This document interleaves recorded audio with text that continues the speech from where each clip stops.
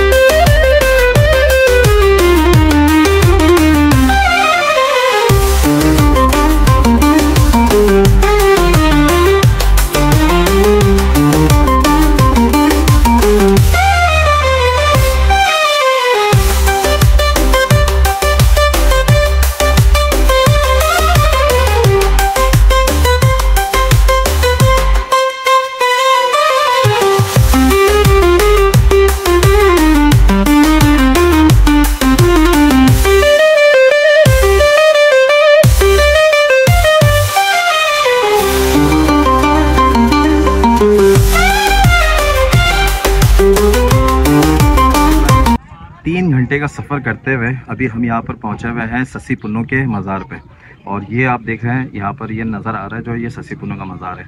और जमील भाई भी थक गए और जवाब दे दिया भाई ये हिम्मत, मगर फिर भी ये कि पहुँच गए अल्हम्दुलिल्लाह। अब चलते हैं अंदर और दिखाते हैं कि क्या है और कैसा है। और ये मज़ार के साथ जो है ना कब्रिस्तान भी मौजूद है। यहाँ पर आप देखें ये कब्रें हैं और ये जो है ना ये है असल में मज़ार। और यहाँ पर जो है लोग दूर से आते हैं तो ये हट वगैरह लेके यहाँ पर रिहाइश करते हैं या कुछ दिन के लिए कुछ टाइम के लिए रुकते हैं। और ये भाई ये अलम लगा हुआ है। मज़ार का हदूद शुरू हो गया। यहाँ पर आप जो है ना जूते उतार के नंगे पैर जाएंगे और आगे जो है आप देखें मस्जिद आशिकाने रसूल वो भी है और साथ में मज़ार भी है। और ये इतराफ़ में आप देखें ये जगह है। ये हमने इस मस्जिद में नमाज़ पढ़ी है माशाल्लाह अल्हम्दुलिल्लाह। मस्जिद जो है ज़्यादा बड़ी नहीं है, ये देखें। उसके अलावा जो है पड़ोस में मज़ार है और उसके अतराफ़ में जो है ना भाई थोड़ा सा जंगल जैसा है मगर कब्रिस्तान है ये। और अभी हम आपको दिखाते हैं कि ससी पुन्नू के मज़ार के हवाले से। सही है, वहाँ पर अंदर ये है मज़ार भाई ससी पुन्नू का।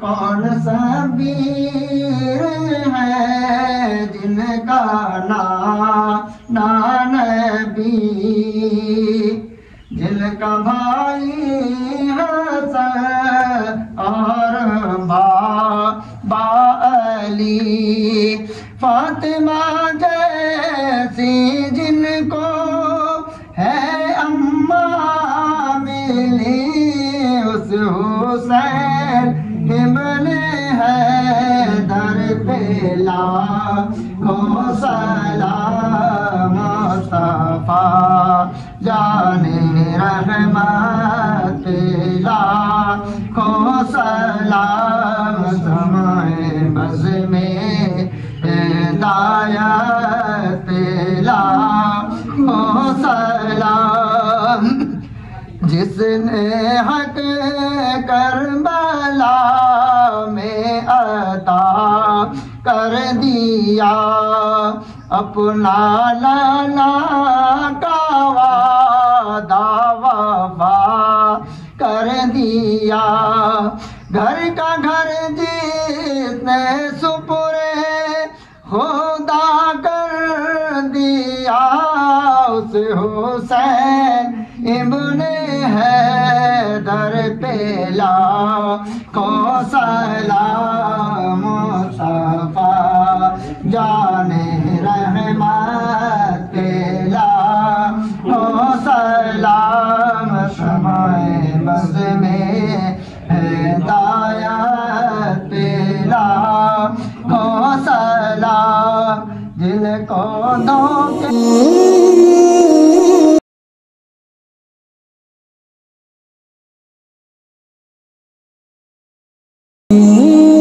अभी अंदर गए थे हम और अंदर में आपको मैंने मज़ार के मनासिर दिखाए। और यहाँ पर अकीदतमंदों के जो है बहुत ज़्यादा माशाल्लाह रश है और सब दूर दूर से आ रहे हैं। कौन कहाँ से आ रहे हैं, एक दो बंदे से पूछते हैं और बताते हैं आपको। अस्सलाम वालेकुम भाई, क्या हाल है, खैरियत से? ईद मुबारक। आप कहाँ से आ रहे हो यहाँ पर? सेवन शरीफ से। तो किस में, गाड़ी में? वैगन में। कितने टाइम का सफ़र हुआ 7 से यहाँ तक के आने में? बहुत बहुत। चलो, आप सब एक ही साथ आए हुए? सब 7 से आए हुए? तो आज निकले थे, कल निकले आप लोग? कल आए थे। कल?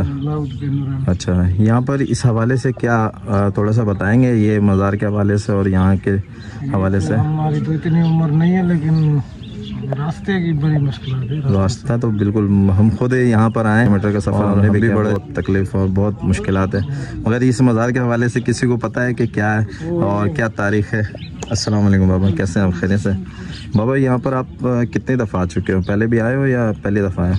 हम 3 चक्कर हैं। 3 चक्कर हैं। तो ये माशाल्लाह सस्सी पुन्नों के जो मज़ार हैं, ये लिखा हुआ 1980 से है, तो इसके हवाले से क्या है कि ये बुज़ुर्ग जो है कितने, कहाँ से इनका ताल्लुक़ था और कहाँ से? हम इधर का नहीं, हम गड़ी खैरू के जगह बात है। अच्छा, जगह बात से। अच्छा, हमारे साथ जो मुनीर भाई, आपको इस हवाले से थोड़ा सा इंफॉर्मेशन लोगों को बताने के हवाले से, ताकि लोग जो है, इनका जो असल मामला है ना, बहुत पुराना, ये थट्टा के साइड पे वो एक बम्बोर इलाका है। अच्छा, वहाँ पे इनकी रिहाइश होती थी और इनकी वहाँ पर परवरिश हुई है। अच्छा अच्छा।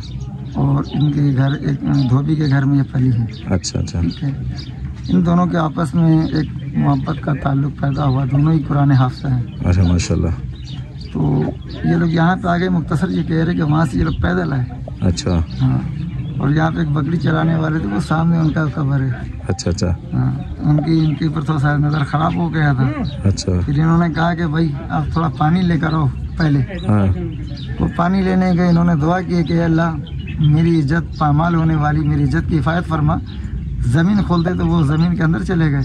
अच्छा। और अल्लाह पाक ने फिर बंद कर दिया। अच्छा अच्छा। ये मामला। चले, अल्लाह पाक जो है इनके दर्जात को बुलंद फरमाए, और जितने भी लोग आए हुए हैं, जिस अकीदे से भी और जिस इरादे से भी आए, सबके कबूल फरमाए, आमीन।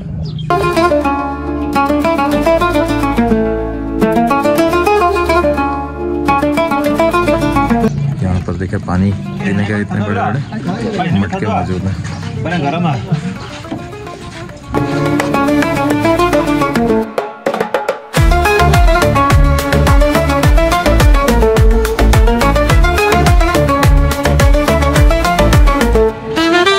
अच्छा, अभी हम एक जगह ऐसे यहाँ पर आए हुए हैं जहाँ पर कुछ लोग बैठे हुए हैं, और उनसे पूछते हैं। अस्सलाम वालेकुम। मैं भी इनके साथ हज़रत, कैसे हैं आप? खैरियत से? मेरी भी आ जाएगी। आप यहाँ पर जिम्मेदारन में हैं या क्या है? जी हाँ, मैं गद्दी नशीन हूँ। अच्छा, गद्दी नशीन है, माशाल्लाह। आपका नाम? अब्दुल रहमान। अब्दुल रहमान भाई। अब्दुल रहमान भाई, इस मज़ार के हवाले से कुछ थोड़ा सा इन्फॉर्मेशन देंगे कि ये मालूमात देंगे कि ये कितना पुराना और तारीख़ी बात है या क्या इस हवाले से? जी जी, इसको है 1100 साल। अच्छा। जी हाँ, ये जैसे कि बम्बोर ज़िला ठट्ठा में है। अच्छा। बाबे जी ने, ठीक है। जिसका असल नाम है दीबल। अच्छा। दीबल तो आप लोगों ने किताबों में सुना होगा। दीबल मंदिर भी था, दीबल बंदर भी था। अच्छा। जो 2100 साल पुराना, हज़रत ईसा अलैहिस्सलाम से भी 1 सदी पहले वजूद में था। अच्छा। जब सन 13 सदी में दरिया ने अपनी रुख चेंज की तो वो टीला बर्बाद हो गया। फिर उसके बाद उसका नाम पड़ा है बम्बोर। बम्बोर सिंधी लफ्ज़ है। बम्बोर लफ्ज़ की 2 माना है। एक घने जुल्फ काले, उसको भी हम बम्बोर कहते हैं यहाँ। और जैसे कोई चीज़ टूट कर बर्बाद हो जाए, उसको भी भाजी बोर कहते हैं। अच्छा। उसके बाद फिर इसका नाम शाह अब्दुल लतीफ़ भुट्टो रहमतुल्लाह अलैह ने अपनी शायरी में बम्बोर रखा है। अच्छा। तो इनकी पैदाश जो है माँ ससुई की, ये सेवन शरीफ की है, परविश बम्बोर की है, और निकाह बम्बोर में ही हुआ था। अच्छा। लेकिन वहाँ से फिर जब वो पुनल बादशाह, ये केच मकरान का था। केच मकरान यहाँ से 600 किलोमीटर मगरब साइड पे है। सही। मकरान तो ऐसे बड़ा इलाका, लेकिन तुर्बत, वहाँ आज भी उनका किला मौजूद है, जिसको कहते हैं मीरी कलात। अच्छा। जैसे सिंध की तरफ अगर कोई 4 दीवारी हो तो उसको कोट कहा जाता है, उमर कोट, वेगो कोट, फलां कोट ऐसे। तो बलूचिस्तान में अगर कोई इस तरह जगह है तो उसको कलात कहते हैं। कलात, खान ऑफ कलात, या मकसद जैसे कोई मीरी कलात, तो वो आज भी कलात मौजूद है तुर्बत में। तो वैसे तो बहुत बड़ा दास्तान है, अगर हम 3 घंटा भी मजलिस करते रहे। सही है। तो निकाह इनका बम्बोर में हुआ था। लेकिन उनको ये ज़ात कमी लगी क्योंकि ससुई बादशाह की बेटी थी, पैदाश सेवन शरीफ की। फिर जो इनके वालिदैन थे वो असल हिंदू मज़हब के थे। अच्छा। हिंदू में भी बाम्बन कबीला। हाँ। तो इसकी वालिद का नाम था नाउमल, उसकी वालदा का नाम था मुंदर। अच्छा। तो इनको औलाद नहीं होता था। सही। तो हिंदू मज़हब वाले भी पीरों फ़कीरों को मानते हैं। तो वहाँ से जैसे अल्लाह के वलियों का टोला मक्के मदीने के लिए हिजरत किया, हर साल गुजर होता था। तो शहर किसी भी धर्म का हो, जो ज़रूरत की चीज़ों के लिए फिर वो आदमी उस तरफ। तो दरवेशों का टोला जब वहाँ उस शहर में दाखिल हुआ तो इस बादशाह को ख्याल आया कि अल्लाह वाले हैं। फिर इनको अपनी बैठकों में ले गया, इनकी खिदमतें की, अर्ज़ किया कि मेरी इतनी बड़ी बादशाहत है कि उसका कोई वारिस नहीं, आप दुआ करें। दरवेशों में जो अमीर था तो उसने जब सुबह जाते वक्त कोई फल दे दिया कि अपनी बीबी को खिलाओ, अल्लाह गफूर रहीम, औलाद होगा, बेटी होगी मुसलमान। अच्छा। चाहो तो खाओ, नहीं आपकी मर्जी। तो हिंदू ने सोचा इसकी तो परवरिश मेरे बस में होगी, मैं ये जिस धर्म दीन पे इसको लाऊंगा वही इख्तियार करेगी। सही हो गया। ये सोचकर इसने वो फल खिला दिया अपनी बीबी को। फिर जब 6 महीने की इसकी बीबी उम्मीद से हुई तो फिर इसने अपने निजूमी बुलाया। हिंदू धर्म का ज्यादा अकीदा निजूमत के ऊपर है। अभी तो अल्ट्रासाउंड, दूध फुलियार ये चीज उस दौर में नहीं होती थी।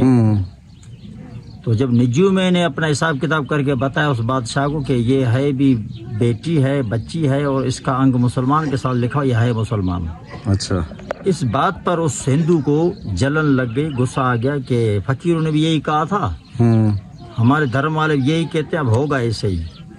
तो गुस्से से गया, अपनी बीवी को कहा कि ये औलाद अपने काम का नहीं है, ऐसा ना हो हम औलाद के इश्क में अपना धर्म खो बैठे हैं। हर किसी को अपना धर्म मीठा होता है। सही हो गया। तो फिर इसकी बीवी ने बताया, कहा कि नहीं, हम इसको कत्ल नहीं करेंगे, हम इसको किसी सिंदूक में रखकर दरिया सिंध में बहा देंगे, हाथ से मारेंगे तो हम कातिल कहलवाएंगे। मेरा जुबान है, मैं इसको अपना छाती का दूध भी नहीं पिलाऊंगी, लेकिन मारना नहीं। इस बात पे वो बादशाह राजी हो गए। फिर इन लोगों ने सिंदूक बनवा के तैयार कर दिया। तो 6 महीने का बच्चा मुकम्मल नहीं होता है। हम अपनी सिंधी जुबान में कहते हैं बाहर सिरजे पे हो, बच्चा जुड़ रहा है। तो शाह अब्दुल लतीफ भट्टाई रहमतुल्लाह अलैह फरमाता है, सिरजस त सूर सामाई ता सुख विया, ये बई पूर मुनिमान के नसीब था। कि मैं माँ के पेट में जुड़ रही थी तो मेरे लिए दर्द शुरू हो गए। माँ बाप मुखालिफ, इससे बड़ा दर्द नहीं है।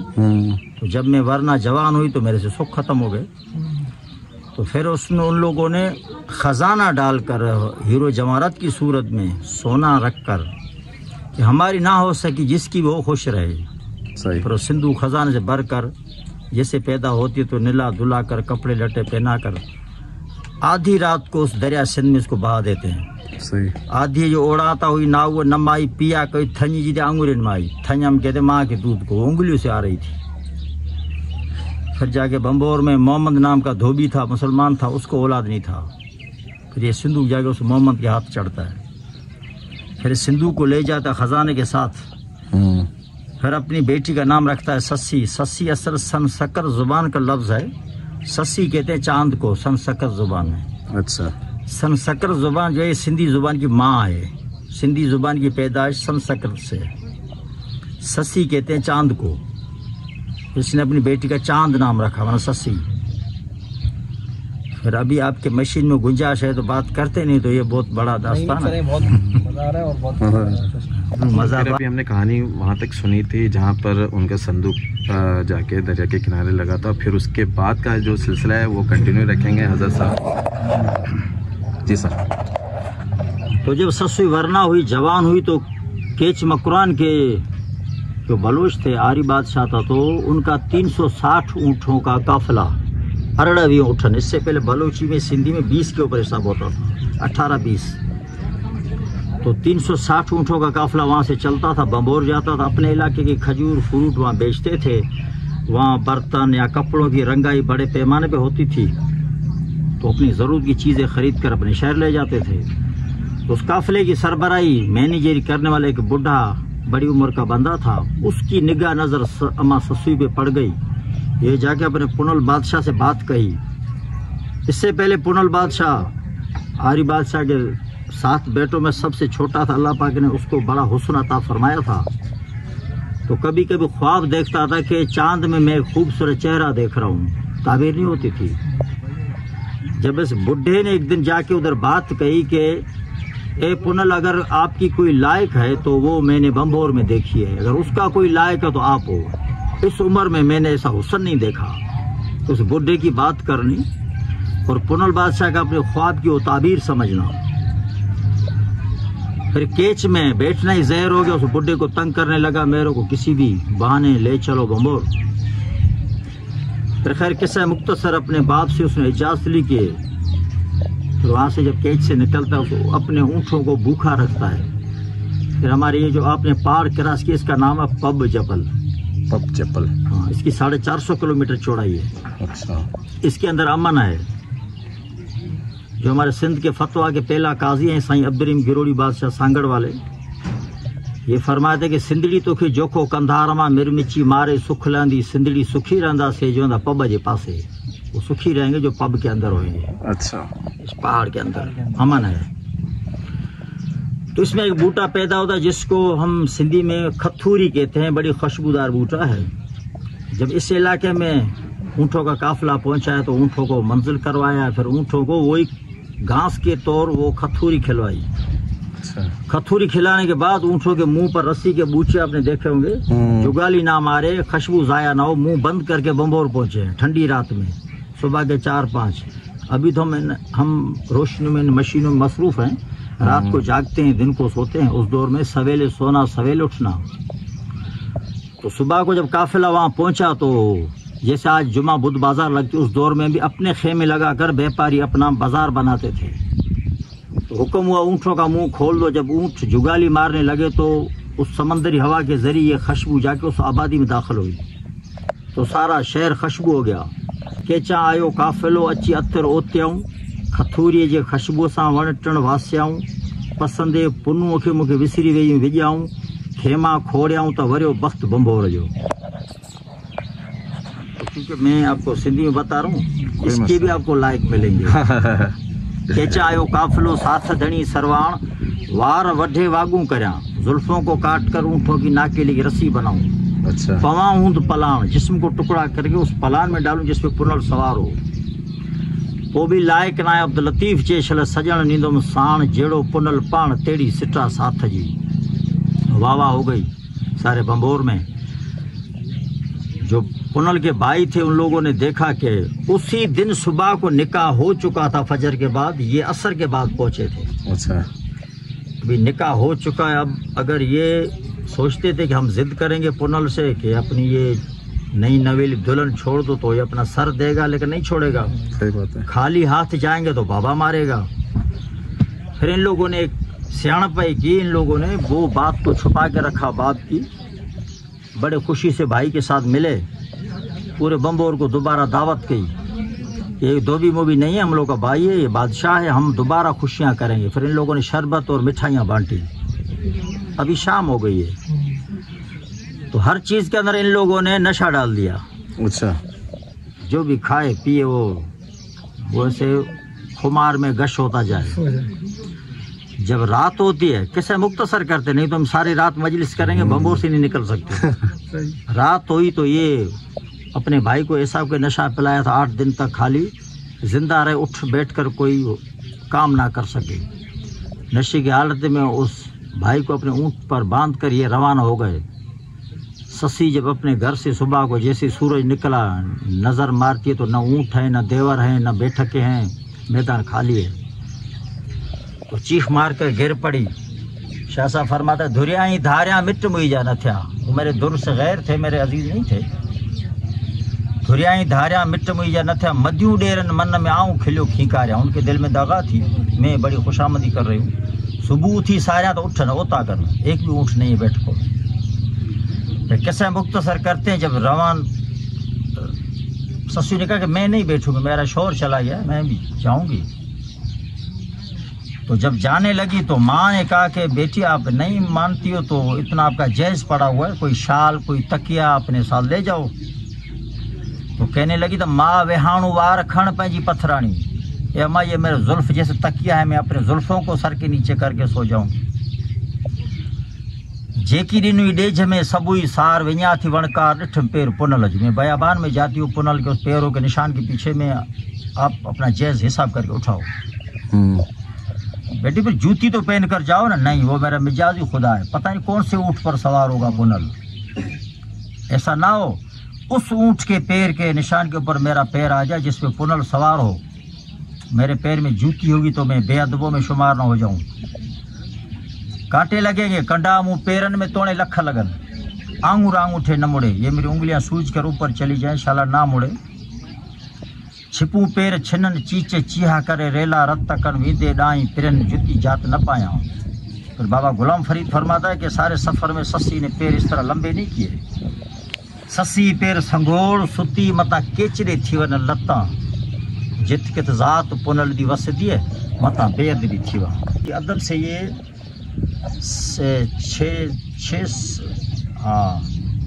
700 किलोमीटर सफ़र किया 6 दिन में बगैर जूती से। किसी का अक्ल काम नहीं करेगा। फिर शाह साहब फरमाते ससुई लंघियो सो मर्द जी मात कया। ससुई ने वो इलाका क्रॉस किया, तमाम मर्दों को चुप लग गई। कोई भी मर्द नहीं फला कर सकता, फला नहीं। फिर आगे एक इलाका आता है जहाँ 150 किलोमीटर आज तक इस जदीद दौर में वहाँ ज़ेर ज़मीन पानी नहीं है। जैसे कि सोराबकोट से हैदराबाद आपको पानी नहीं मिले, वहाँ गरम रेत तो नंगे पैर। फिर जब जर के इलाके में गई तो अल्लाह पाक ने वो मंजिल अता कर दी। हर किसी सफ़र की कोई मंजिल होती है। तो फिर इज़राइल सलाम आता है इंसानी सूरत में। हालांकि इज़राइल सलाम को तो सबके देखेंगे लेकिन भयानक सूरत में। इंसानी सूरत में सिर्फ अल्लाह वाले ही देख सकते हैं, बाकायदा सब देखेंगे। इज़राइल को देखने के बाद अक्ल चला जाता है, ख़त्म हो जाए, रग टूट जाती है। अचे इज़राइल सुती जागाई ससुई ढोड़ाए थी दलील मता पुनो माण्हू मोकिलियो, बाकायदा बंदे की सूरत में। तो यहाँ से 2 किलोमीटर नीचे एक इलाका है जिसको मुँहबार बोलते हैं। मुँहबार ये नक्शा दिखाया गया, ससुई वापस हो जाओ। अभी केच वहाँ से 350 है, ये सफ़र 2.25 है। वापस हो जाओ, ऐसा इलाका होगा आपकी मुलाकात होगी पुनल से। अभी रंग कर अल्लाह पाक ने उसको लाल कर दिया। फिर वहाँ से वापस होती है, उस पहाड़ के पीछे आती है। बाकायदा वो नक्शा समझ में आता है। तो उस खुशी से उस पर्दे को जब बुरके को हटाती तो इश्क की दहशत, तो पहाड़ भी नहीं, आज भी 2 टुकड़ा है। और जितना पहाड़ 2 टुकड़ा है वहाँ पानी के चश्मे हैं। ये हमारा पानी वहीं से आता है। यहाँ से 7000 फुट है, समझो 2 किलोमीटर। तो फिर वहाँ से चरावे से मुलाकात होती है। फिर ये जगह जब पहुँचती है तो वो चरावा अपनी उस परेशानी में, जैसे आप चरावा कहते हो, कोई शवानंग, कोई शपांग, कोई कुरिया, कोई दरार, धनार, मुख्तलिफ ज़ुबानों में, लेकिन अरबी में कहते हैं उसको शबान, चरावे को। तो लगी कोसो आ लोक मिड़ियो लोसियो बन मजा आयो है जो होगा तोरन तवारियो पुनु पुजाना रसियो सूर शबान खे वियो सोश वटा मिरून मोत कबूलियो अपर अफसोसा भर पाण कन बक्का उकड़िया आर्यले घणो। तो इस जगह पहुंचती है कि पीछे देखती वो आ रहा है, जुबान से निकल जाता मालिक पर्दा दे दो, तो ज़मीन दरवाजे की तरह खुलती है, सस्सी दाखिल हो जाती है, इतना दुपट्टा बाहर रह जाता है। सातों के पीछे इतना टाइम नहीं गुजरा था, चरावा वहीं बैठा है बेचारा। उन्होंने अपनी उस बादशाही सवारी पे आता है जिसके ऊपर सोने की जड़ावट थी, खूबसूरती थी। ऊँट को बिठाया, आवाज़ दिया सस्सी में पुनल आया हूँ, बाहर आ जाओ। चरावे को पता नहीं था जाने वाली का नाम क्या, आने वाले का क्या। उसने सुन लिया जाने वाली सस्सी है, आने वाला पुनल है। तो अंदर से आवाज़ आता है, आ पुनू मपस मनई सोड़ी थियो राज रब जो वठो नूर नबी जो कई मेवा मजे वनी केच खबर पई तो पुनू गड़ियो पिरन के। ए पुनल आ जा, उसको तंग और कबर नहीं समझना, ये अल्लाह का राज है, नबी का नूर बरसा है, कई मेवा जात है, आप अंदर आ जाओ। तो ये ऊँट उस चरावे को इनाम में देता है। जब जाने के लिए राज़ी होता है तो पुनल के लिए दोबारा वहीं से ज़मीन खुलती है। पुनल बादशाह दाखिल हो जाता है, दरवाज़ा बंद हो जाता है, लेकिन दुपट्टा बाहर रह जाता है। अभी जो आप लोग देख कर आए ये कब्र या मज़ार नहीं है, ये सिर्फ दुपट्टे को महफूज किया गया है। जिंदा उसी जगह पे दाखिल हुए हैं। ये ऊपर जो निशान आपको नजर आए ये कब्र है, मज़ार नहीं है। कब्र मज़ार उनको कहा जाता है जो मर जाते हैं। हाँ, ये दरबार है, ठीक है। ये शार्ट में बताया, सही है। इससे और छोटा नहीं हो सकता। भाई यहाँ पर हम बैठे हुए थे और यहाँ पर खलीफा अब्दुर्रहमान साहब से हमारी बात भी हुई, और वो जो है ना ससी पुन्नू के जो कदम है और उसके जो पत्थर पे निशान है, बाकायदा निशान जो है गहराई के साथ है, वो क्या चीज़ है वो आपको दिखाते हैं। बाकी यहाँ पर हमने जो डेरे वाले जगह पे बैठे थे जहाँ पर इनकी मजलिस बैठती है, जहाँ पर ये तमाम लोगों से मुलाकात करते हैं। अब आगे चलते हैं, वो दिखाते हैं हम आपको कदम मुबारक।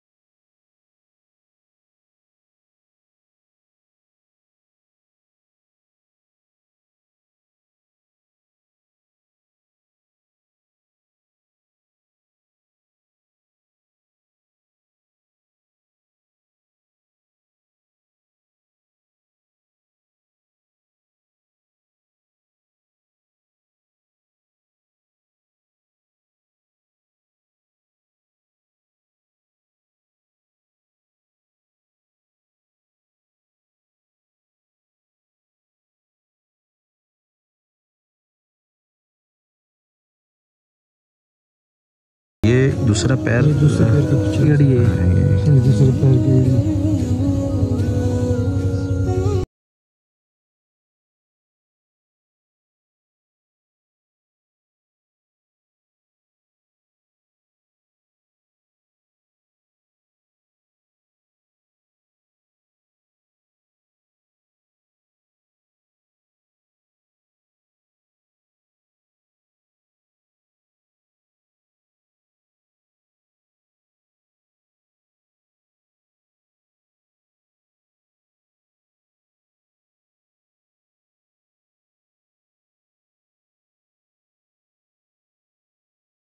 हम एक होटल में आए भाई, यहाँ पर चाय वगैरह बना रहे हैं भाई। ये देखें माशाल्लाह यहाँ पर चाय कैसे है। अस्सलाम वालेकुम भाई, ईद मुबारक। ये देखें भाई यहाँ पर लकड़ियों में चाय तैयार हो रहा है और यहाँ पर कुछ भाई चाय पीने के लिए बैठे हैं। अस्सलाम वालेकुम। आप लोग कहाँ से आए? मैं जी मैं कराची से हूँ, शेरशाह से। शेरशाह से। और आप भी साथ में ही आए हैं? ठीक हो गया। बस सिर्फ चाय मिलता है हजरत यहाँ पर? और रोटी भी है, सालन वगैरह नहीं मिलता है? ये 50 का, ये 50 का प्लेट है भाई। अपने साथ कराची से जो है ना भाई, ये रोल और समोसा ले लिया था भाई बशानी पे गौसिया से रुक के, और खाने में अभी एंजॉय कर रहे हैं। ठीक है, हाँ खैराबाद से लिया था हमने। आ जाओ भाई जमील, आ जाओ भाई। इस वक्त हम मौजूद थे दरबार ससी पुन्नू पे, और यहाँ पर हमने आपको दिखाया मज़ार के हवाले से भी और खलीफा से भी बात करवाई, और तमाम चीज़ें यहाँ के मालूमात के हवाले से लिया। और यहाँ पर अभी हम जो है इख्तिताम करते हैं और निकलते हैं अब घर की तरफ। 2 घंटे का रास्ता कम से कम अभी यहाँ से घर के लिए। तो वीडियो आज की कैसी लगी आपको? उम्मीद करता हूँ कि पसंद आए होगी। पसंद आए तो लाइक करें, चैनल को सब्सक्राइब करें। अब दे इजाज़त भाई को, अल्लाह हाफिज़। जब आप यहाँ पर नूरानी की तरफ जाते हो या ससी पुन्नू की तरफ, तो यहाँ पर आपको एक मज़ार मिलता है, हसन पीर नूरानी, और ये भी पुराने जो है मज़ारों में है और अकीदतमंद यहाँ पर भी आते हैं। आपको मैं अंदर लेके चलता हूँ, दिखाता हूँ। यहाँ पर सबील लगा हुआ है और ये मज़ार के जाने वाला रास्ता है भाई। तो हम आपको दिखाते हैं अंदर कि ये कैसा बना हुआ है, क्या है। अच्छा, यहाँ पर ये देखें भाई, ये पुरानी जो है कब्र मौजूद है यहाँ पर, और ये देखें यहाँ पर भी जो है पुरानी कब्रें हैं। अस्सलाम वालेकुम। ये चल रहा है भाई, और ये अभी हम जा रहे हैं मज़ार की तरफ।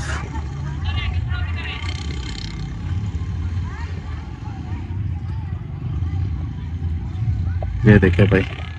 अच्छा, ये पुरानी जो है पुरानी कब्रें हैं भाई। हाँ पत्थर नहीं है, हाँ, वैसे ही पत्थर है, जैसा ठट्टा में होता है ना मज़ार वगैरह और कब्र वगैरह, वैसे ही पत्थर है।